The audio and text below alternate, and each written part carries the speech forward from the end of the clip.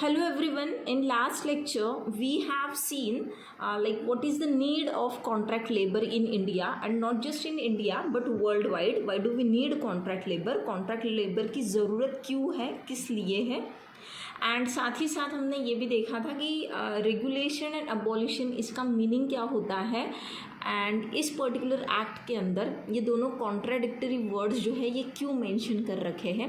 उसी के साथ हमने कॉन्ट्रैक्ट लेबर कौन होता है ये एक एग्जांपल के ज़रिए देखा था।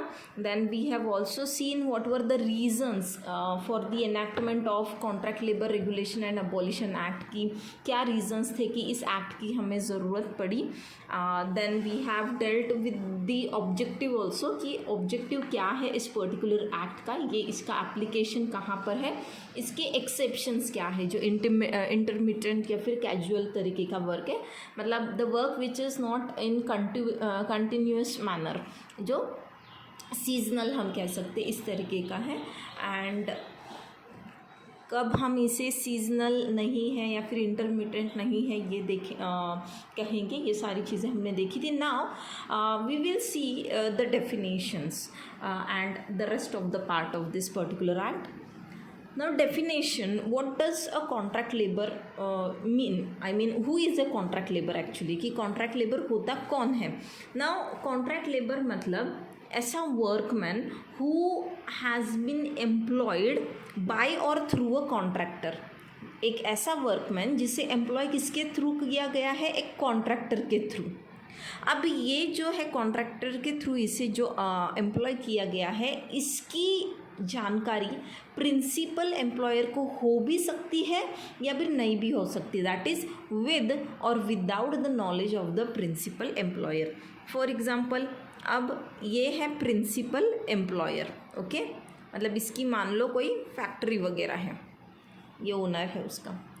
अब इसे चाहिए कुछ एम्प्लॉयज़, तो इसने बोल दिया इस बंदे को, ये मान लीजिए सी पर्सन है, ये कॉन्ट्रैक्टर है. अब इस कॉन्ट्रैक्टर को उसने कुछ काम दिया, फैक्ट्री का कुछ काम करना है, मान लीजिए कंस्ट्रक्शन ही करना है. इस कॉन्ट्रैक्टर ने हायर कर लिए कुछ दूसरे लेबर्स, मतलब एम्प्लॉयर्स. अब ये जो हर एक पर्सन यहाँ पे जिसे एम्प्लॉय किया गया है इसकी मालूमात इसे हो भी सकती है या फिर नहीं भी हो सकती है, मतलब this person shall have the knowledge और shall not have the knowledge, इससे कोई फ़र्क नहीं पड़ता. Now who is a contractor, तो अभी कॉन्ट्रैक्टर कौन होता है? कॉन्ट्रैक्टर एक ऐसा पर्सन है who undertakes to produce a given result, मतलब ये अंडरटेकिंग लेता है कि हाँ मैं ये जो है जो भी उस प्रिंसिपल एम्प्लॉयर को चाहिए उसे जो भी काम करवाना है तो वो रिज़ल्ट जो है उसे प्रोड्यूस करने के लिए ये क्या करता है, एक तरीके का अंडरटेकिंग देता है थ्रू कॉन्ट्रैक्ट लेबर. और ये कॉन्ट्रैक्ट लेबर के थ्रू वो काम करता है, मतलब काम करने का अंडरटेकिंग जो है वो देता है, या फिर who supplies contract labour for any work of the establishment, या तो वो काम करवा ले रहा है उन कॉन्ट्रैक्ट लेबर के थ्रू, या फिर वो कॉन्ट्रैक्ट लेबर सप्लाई कर रहा है बस, ओके. काम होगा नहीं होगा that is not his scene, बस किसी कंपनी को, किसी फैक्ट्री को वहाँ पर लेबर्स की ज़रूरत है तो ये पर्सन जो है उन्हें लेबर सप्लाई करेगा, तो ये इस तरीके के पर्सन को हम कहते हैं contractor. Now who is a workman. Now यहाँ पर इस पर्टिकुलर एक्ट के under who is a workman, he is any person, कोई भी ऐसा person who has been employed or in connection with the work of any establishment to do any, मतलब ऐसा person जिसे एम्प्लॉय कर रखा है किस काम के लिए, या तो स्किल्ड काम हो सकता है उसका, या फिर सेमी स्किल्ड हो सकता है, या तो अनस्किल्ड हो सकता है, या फिर मैनुअल होगा, मतलब पूरी तरीके से जो जिस काम को आप हाथ से मतलब मैन्युअली कर रहे हो किसी मशीन के यूज़ किए बिना. सुपरवाइजरी नेचर का हो सकता है या क्लरिकल वर्क भी हो सकता है. तो ये सारे जो है वर्कमैन की कैटेगरी में आएंगे. अभी इसमें किसी ने ही इंक्लूड कर रखा है, तो यहाँ पर जिस पर्सन को मैनेजरियल या फिर यहाँ पर बस एडमिनिस्ट्रेटिव कैपेसिटी में उसे अपॉइंट कर रखा है, मतलब वो मैनेजरियल कैपेसिटी में या फिर एडमिनिस्ट्रेटिव कैपेसिटी में उस कंपनी का, उस फैक्ट्री का या फिर उस इस्टेब्लिशमेंट का, establishment is the perfect word over here, उस इस्टेब्लिशमेंट का काम करने के लिए उसे अपॉइंट कर रखा है एज अ मैनेजर या फिर एज अ एडमिनिस्ट्रेटर, तब उसे हम तब उसे हम वर्कमैन नहीं कहेंगे। Then out worker. अब आउट वर्कर मतलब कौन है? मतलब ऐसा पर्सन जिसे ना आर्टिकल्स, जो इस्टेब्लिशमेंट है वहाँ से कुछ आर्टिकल्स, मतलब कुछ चीज़ें जो है उन्हें दी जाती हैं। मतलब ये लोग जो है फैक्ट्री में आके काम नहीं करेंगे उस इस्टेब्लिशमेंट में, इन्हें ये काम जो है दिया जाता है कि वो जो आर्टिकल्स होते हैं या जो भी मटेरियल है वो प्रिंसिपल एम्प्लॉयर जो है उसके ऑन बिहाफ इन लोगों को दिया जाता है। या तो वो क्लीनिंग के लिए दिया हो सकता है, या तो वो वॉशिंग के लिए, या फिर कोई अल्टरेशन करवाना हो, या फिर फिनिशिंग करवानी हो, रिपेयरिंग करवानी हो, ये सारी चीज़ें बस इसके लिए जो काम दिया जाता है जिस पर्सन को, उसे भी हम वर्कमैन नहीं कहेंगे इस पर्टिकुलर एक्ट के under. Now under this act, ये जो चैप्टर 2 है जो इस एक्ट का, चैप्टर 2 में हमें सेंट्रल एडवाइजरी बोर्ड जो सेक्शन 3 में दे रखा है, इसका मतलब इसका कॉन्स्टिट्यूशन जो है बताया गया है। नाउ एक सेंट्रल एडवाइजरी बोर्ड रहेगा, क्यों रहेगा? इसका नाम में ही दे रखा है भाई, ये एडवाइस करेगा। तो ये किसे एडवाइस करेगा? ये सेंट्रल गवर्नमेंट को एडवाइस करेगा। अब इसमें कौन कौन लोग होंगे? तो यहाँ पर होगा एक चेयरमैन, एक चीफ लेबर कमिश्नर, देन कुछ मेंबर्स होंगे। अब ये जो मेंबर्स हैं ये मिनिमम 11 और मैक्सिमम 17 होने चाहिए। किस चीज़ के लिए? To represent the government. अब कौन कौन से फील्ड से हो सकते हैं ये गवर्नमेंट को रिप्रेजेंट करने वाले लोग?